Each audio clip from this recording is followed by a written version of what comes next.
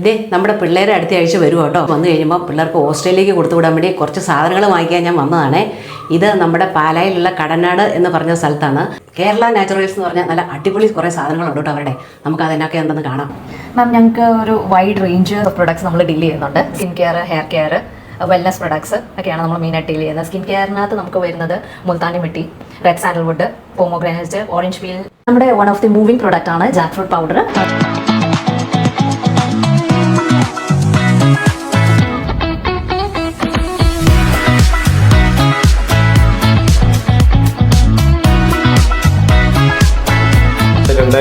ഞങ്ങൾ കേരള നാച്ചുറൽസ് തുടങ്ങിയത്.